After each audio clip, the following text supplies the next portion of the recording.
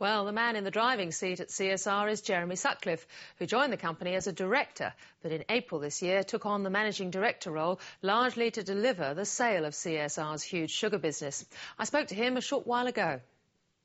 Jeremy Sutcliffe, welcome to Lateline Business. Good evening, Tikki. Today was the first real chance where shareholders could vent their anger about Viridian. You weren't on the board in 2007 when Viridian was bought, and in many ways you're Mr. Fix-It here, but the Shareholders Association was calling for your chairman to consider resigning. He's been there over 10 years. Has he talked resignation with the board? Well, obviously what goes on in the boardroom is confidential, Tikki, but I think shareholders heard it from the board today that the chairman's got our full support. Shareholders we spoke to today said Viridian was bought at the wrong time, and they're very angry about your predecessor's departing bonus. Was it appropriate? Look, I mean, I think hindsight, as we all know, is a wonderful thing. Whilst Viridian was a headline today, there are many things that CSR have been doing well during the last 2 years. Coping with a complex business during the GFC is something that my predecessor deserves a lot of credit for. But do you think, particularly with Viridian, that a departing bonus like that was appropriate? Look, I mean, the bonus that Jerry received last year was considered by the board in the context of his objectives for the fiscal year that's just ended. And there were a series, as you would imagine, of goals that were set, and in many respects Jerry met all of those admirably. So, you know, Viridian has been a painful chapter in the history of CSR, for Jerry, I'm sure, for the board and for shareholders. But the focus for me and my management team and, you know, the new CSR CEO after my departure will be on getting the business back to where we thought it was going to be in 2007. The CSR board has a good record on dealing with asbestos, not so much on acquisitions. Many shareholders today were not convinced about the sale of Sucrogen because the sale leaves the company exposed to the building industry cycle. Well, I mean, you can take different views on cyclicality. Firstly, I should say that you'd expect a degree of nostalgia on announcing the sale of Sucrogen. It's been part of CSR for 155 years, and, you know, people have got a close association with it and hold it with great fondness. Back to cyclicality. Yes, both building products and the sugar business are cyclical businesses, and really you've got to form a view based on your own risk appetite whether you want to be in a business that faces both being at the bottom of the cycle at the same time. So it really depends on your view of risk. If the sale of Sucrogen does go through, there's concern too that there's very little, if any, building experience, pure building experience on the board. Do you agree with that? I don't think that's the case at all. I mean, you know, when we look at the board, we've got recent CEO experience in manufacturing, which in fact is the heart of our building products business, and I'm very comfortable that we've also got a depth of experience on the board going back many years with CSR as a whole. So the board won't be seeking any new board members, particularly from the building products area? Look, I mean, I think all boards, as with businesses, evolve with time, and you seek to get the right combination of skills and talent on the board, and you know, as our board evolves, I'm sure we'll be looking for yet more building products experience on that board. Do you think you're going to be able to pay the same level of dividends if the building cycle remains slumped?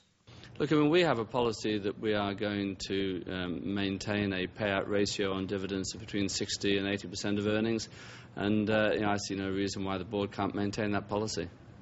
It wasn't just shareholders, was it? Yesterday, Standard & Poor's said that CSR's credit rating was on review for a downgrade to BBB and talked about your financial policies, specifically your debt to EBITDA ratios. Presumably, that's a caution to you on acquisitions. Will you rule out acquisitions with this funding that you get from Sucrogen?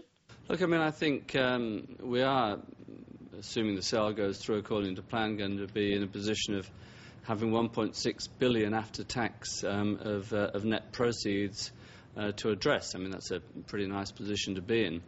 You know, first and foremost, we do want the balance sheet to be reflective of our asbestos liability obligations, and therefore we expect it to be appropriately capitalised.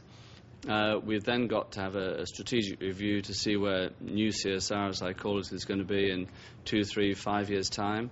and what capital demands there will be for that strategy. and then balance that against the desirability of returning some capital to shareholders. So, in answer to your specific question, I'm not ruling out acquisitions, but it's going to be a result of the strategic review that we're about to embark on. Were you disappointed with S&P's write-up?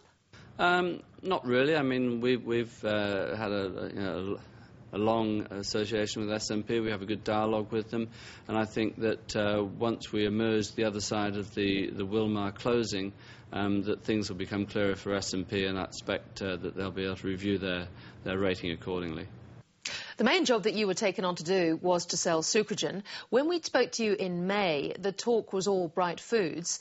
The deal with Wilmar surprised everyone. I gather they weren't even on the original list of candidates put up by your advisors.